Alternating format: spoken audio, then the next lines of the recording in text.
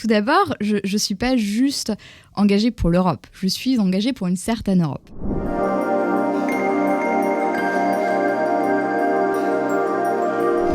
Je suis engagée pour une Europe démocratique, une Europe qui est proche des citoyens, une Europe qui répond à leurs attentes et finalement une Europe fédérale. Donc ça, c'est quand même le cœur de mon engagement, c'est pas pour n'importe quelle Europe. Ça, c'est le mouvement européen finalement.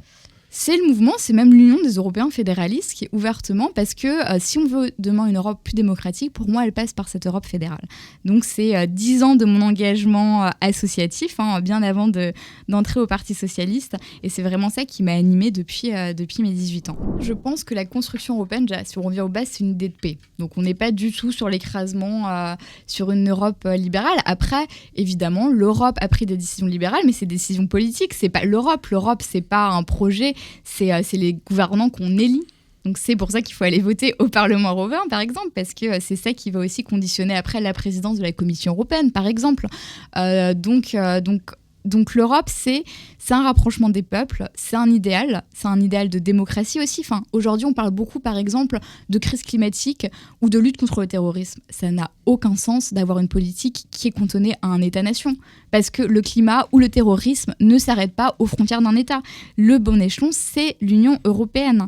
Et aujourd'hui, on a la chance d'avoir des programmes, par exemple, comme Erasmus. On va bientôt partir en vacances. Si vous partez en Europe, vous aurez Internet dans tous les pays européens sans payer de supplément. Donc on voit, ça a un impact concret sur la vie des gens. Le problème, c'est que c'est pas assez clair.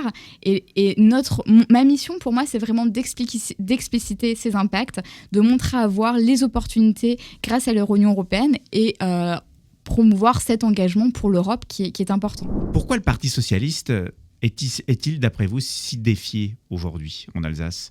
Est-ce que c'est la loi travail ? Est-ce que c'est justement parce que c'est le Parti socialiste qui a mis en place la réforme territoriale ? Est-ce que tout ça, ça peut expliquer cette défiance envers le Parti socialiste ? Alors, en effet, pour les départementales, j'ai soutenu Mathieu Kahn, mais j'ai soutenu tous les binômes socialistes sur Strasbourg. Et je pense qu'en effet, il est indéniable que les années François Hollande ont laissé des traces. Moi, je me souviens que j'avais été très, très choquée sur des mesures. Donc, la loi travail en fait partie, la déchéance de nationalité surtout. Donc, voilà, les années Hollande ont laissé des traces. Et c'est pour ça qu'aujourd'hui, il faut se reconstruire sur notre identité, sur les valeurs qu'on porte. Mais je pense que tout n'est pas négatif. Il y a 5 ans, on disait le Parti socialiste est mort. Enfin, si on regarde quand même les élections au niveau national, que ce soit au départemental, au régional, le Parti socialiste est la première force de gauche. Donc le Parti socialiste n'est pas mort et je pense que c'est porteur d'espoir pour la suite. C'est pas les Verts la première force de gauche ? Eh ben, le Parti socialiste a 5 régions. Combien de régions ont les Verts ? Voilà. Donc je pense que ça répond à la question. Et en tout cas, sur l'ancrage local, sur l'ancrage territorial, le Parti socialiste reste la première force de gauche en France. L'année prochaine se déroulent les élections présidentielles. Vous soutiendrez qui ? Eh ben, je soutiendrai le ou la candidate du Parti socialiste.